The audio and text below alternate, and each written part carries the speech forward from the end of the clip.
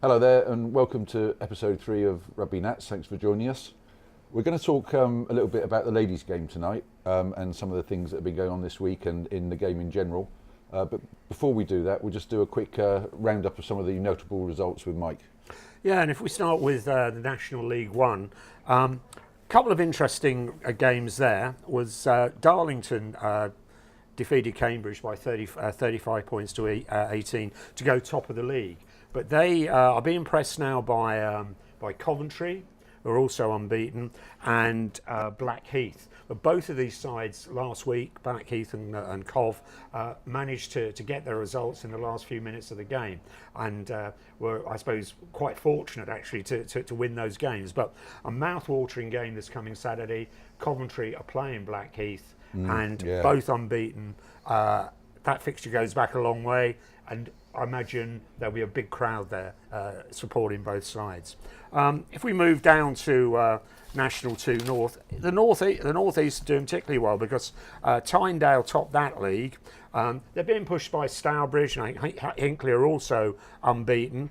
But yeah, it's good to see representation in the North, and the North is actually strong in this particular division.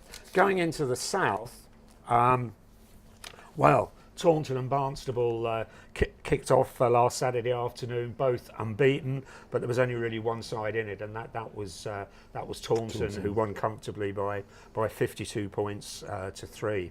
And then the other surprise was another unbeaten side, now Cinderford, 90 points against What on Tynedale. earth happened there?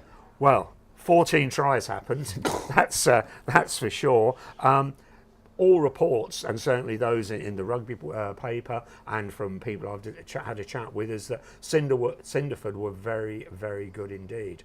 And without making those predictions, because we've only had 3 games so far, round 3, they must be one of the favourites really to take that league. But we've got a long way to go. I haven't had the opportunity to read that, but people that you've spoken to, was all the tries from the backs, or was it a total team effort? That was a mixture. They reckon the forwards combined particularly well with the backs in support play, that they won quick ball at the breakdown, something we were talking about in the first episode. Actually, that was interesting. Did you see the article in there from Wayne Barnes? I did indeed, yes. So we've been banging on about how the game's speeding up, yet he's come in and confirmed it with stats. Yes, yeah, and I think he's also indicated there the fact that the day of the traditional number 7, somebody to actually compete on the ground for the ball, their day might be limited now, or their time coming to an end. Well, they probably need renaming, because he's suggesting that they need to be multi-talented. Yes. So we ought to call them a flack, a forward and a back. Yeah. Well, you already had it with hookers, didn't you? I mean, for a number of years, they started selecting back row players and trying to convert them to hookers. Yeah. In the regional leagues, I mean, in London, quite competitive there. Guernsey maintained their lead. Very luckily, they got past Tunbridge Wells in the last few minutes of the game, so that was a close one. In the Midlands, Newport lead the way with Peterborough Lions and Birmingham Solihull, and Lim have taken the top spot in the Northern League. In the Southwest, we've got 3 sides who are setting the pace at the moment. Newton Abbot, maximum points so far, scoring a lot of tries. Dings Crusaders, big win against Maidenhead on Saturday, although Maidenhead did get a pushover try, and Exmouth, who came down from last year, so they will be threats. Whilst I was looking through the results, there was something that caught my eye actually, was Exeter University at level 6. They beat North Petherton on Saturday 76-0, and they topped that league, unbeaten, maximum bonus points. They come up very quietly through the lower echelons of the game, through the Cornish and Devon leagues. But of course, if we go back, put the clock back, under the name of St Luke's College Exeter, they were one of the top rugby clubs in the land and turned out a succession of internationals. So it's good to see them now wanting to compete outside student rugby, compete with men, and they're doing particularly well at level 6 and must be, I'd have thought at this stage, look very strong favourites to go up.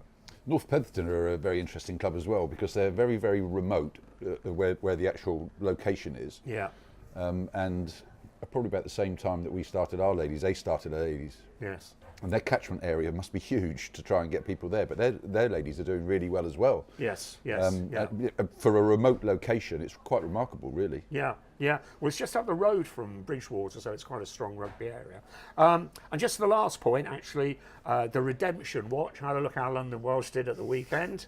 Their second game, they had a good win over Staines, 44 points to 12, and unbeaten. So, hey, their dreams might come true, and they might make their way But it's up. still early days. It is very early days. I think you had a look at some of the ladies' results as well. I did, yeah. And a couple that came out was the Harlequins, last year's champions, beating Wasps in a relatively close game. A lot of points being scored, 38-32. Yeah. So Very that, close. that's an exciting, entertaining game, and actually does a lot, I think, for ladies rugby and also this new league structure. The other ones were Loughborough, who are the newcomers who have come in.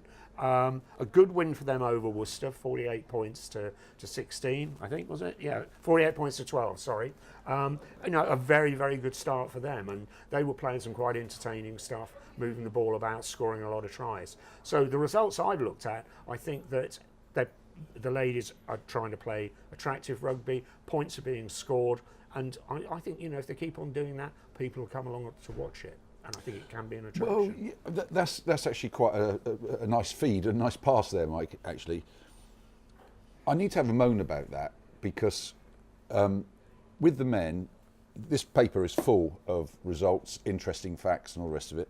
Not quite so. They've got the best part of a page there and that's about it. But there's loads of leagues in the ladies' game and there's no one-stop shop to go and find them and have a browse and have a look and see how everybody's getting on. Really, the only resource you've got is the clunky RFU website with drop-down lists and slow loading and all the rest of it. I think I had a look in several newspapers this week. I think I saw a league table for the Super Prem in the way of results. Yeah, I think that occurred actually. That came out this morning in one of the national papers. Yes, yeah. That's the only coverage of results I've seen outside this the rugby paper.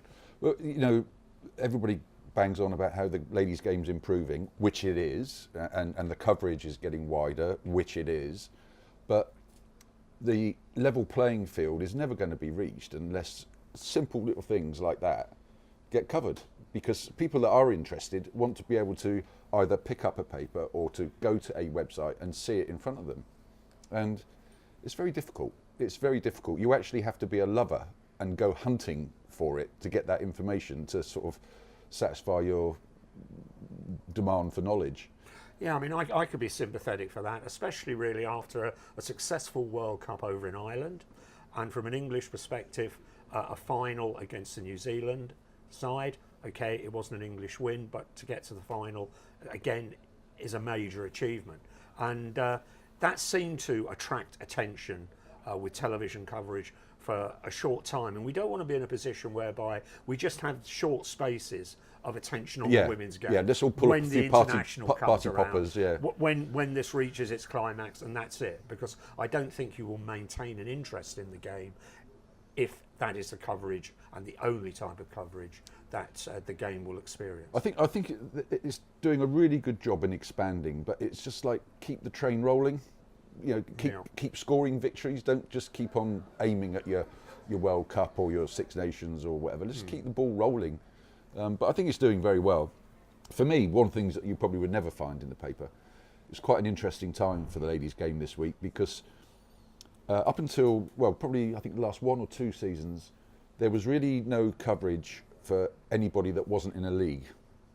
And there was a whole sort of like infrastructure of friendlies that used to go on, which is great because everybody's playing on underneath their own terms, because you very rarely, unless it's a naive mistake, you never book a one-sided friendly, you book a competitive friendly, and so you're going to learn from it.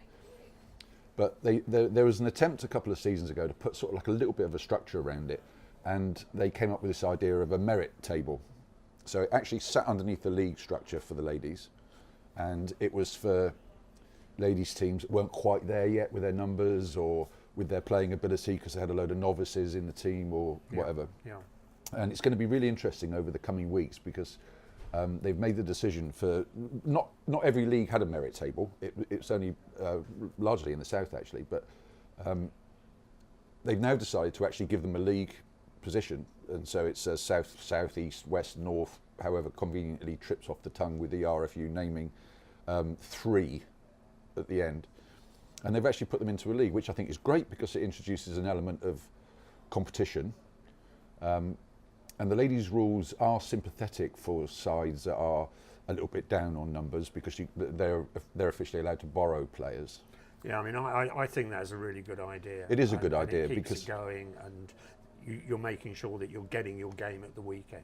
Yeah, and I think that is a shrewd move. And you've got that little bit of ambition. Yes. You know, we want to not fight our way out, but we want to earn our stripes to get out of this league and get into a non-championship 2 or 1 or challenge 1 or 2. So I think that's good because the sort of informality of the merit table, or prior to that the friendly league, it was just all over the place. There was no sort of ambition, and it was largely seen as social, which rugby is, but it just needed that little bit of control. Yeah, but how about if you're in a position where your club has just started a ladies section, and you've got numbers there, but you're probably lacking in experience? Would the merit table have made it a little easier for the introduction to the game? Yeah. Or was it as competitive?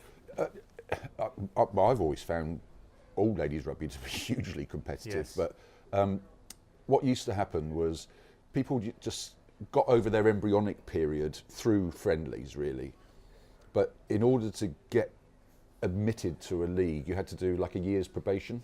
Yes. And during that year's probation, you had to put together an evidence folder. So you had to get the scorecards for 8 games, friendlies.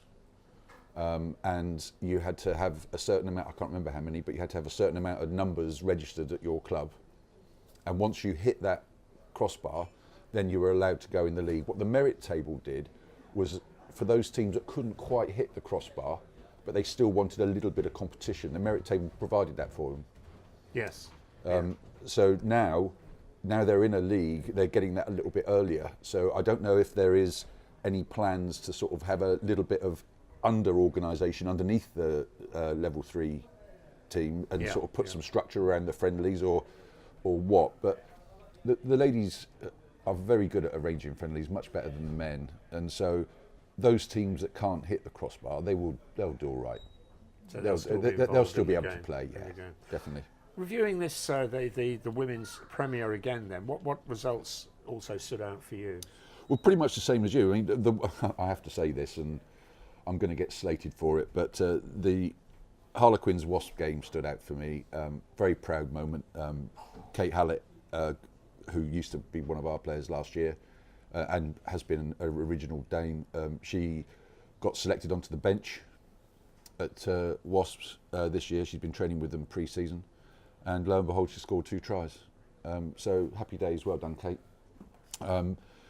There's also another girl that needs speaking about is Sophie Barnett. She's done exactly the same, gone to Wasps, and I find that quite remarkable because, you know, they were operating at Challenge 1, and they've not just leapt up a level. They've gone up 2 or 3. Yeah. And I think. But that's good though, isn't it? Because it's actually showing progress in the game. That the individual is concerned about their own development, about their own performance, and they're pushing themselves, and they want to get on. And if those opportunities are available, you know, that can only benefit the game generally. And also, I think it gives the club itself, that where these girls started from, you know, they can take some satisfaction in working and developing these players and encouraging them to go on. Yeah, I, without a shadow of a doubt, because I mean, no one likes anything better than a pat on the back, or sort of not hypothetical, but sort of a suggested pat on the back. But I think it also speaks about the coaching as well, because if you went to the men's game and said, right, I've got a player from level 7, but really been doing well, could you do us a favour at National True? Give him a go for us, would you? It's not going to happen, is it? Well, it would happen, but it would be, it would be a process to follow. It'd be a process to overnight. No, but what this to me shows is that, the coaches at that level, because you don't really get much higher than Richmond or Wasps or that sort of level. They've looked at the opportunity and they've embraced it, and they've said, well, come along and try. Yes. And fair play to the coaching and the management and to the girls for. Well, from the girls' point of view, having the bottle to do it. Yes. And from the management and the coaching side, having the ambition to do it for them. Yeah. So I was really pleased with that. I was also very pleased with Loughborough being new into that sort of level. I thought they did very, very, very well indeed. Richmond, I felt a bit sorry for. They've got a very, very strong team. I suspect it's sort of like first weekend cobwebs. They'll get going, I'm sure. But the standout, I totally selfishly, I was watching where my ex-players came from, but hey ho. Talking of being selfish, you're being very, very coy, because there was one very important result on Saturday. From a personal perspective, I haven't mentioned it. Wondering if you would bring it to everyone's attention this evening. Would that be Windsor by any chance? I think it could be a local derby, a famed local derby. 15-10. It was local, but obviously very, very pleased with the win. We've had a slow start, no denying it. But another interesting result for me, being a local derby, was Bracknell's win against Newbury. It was 16-15, and I'm told. That the last 10 or 15 minutes was an education in defence, because it was quite full on. And because actually Newbury were at that point unbeaten. Yes, as well. Yeah, that's right. Yeah. But I don't know about you, but them for me are the really good games to watch. Yes. Does anybody want to watch someone win 52-0 or whatever? I mean, it's. Well, a lot of people in Cinderford did on, Yeah. on Saturday. No, I see where you're coming from. I mean, an exciting, enthralling contest where it's back and forth, Yeah. where both sides, it's equally matched. And it goes down to the wire as regards those first two matches. We opened the discussions with this evening, Blackheath, Coventry, just winning literally in the dying seconds of the game. Yeah. Very, very disappointing if you're the loser in that situation, but great elation if you've managed to turn your opponents Having over. said they're the games I like to watch, I have to put a caveat on that, only when it's not my team. That's the same with us all. That's the same with absolutely. us all.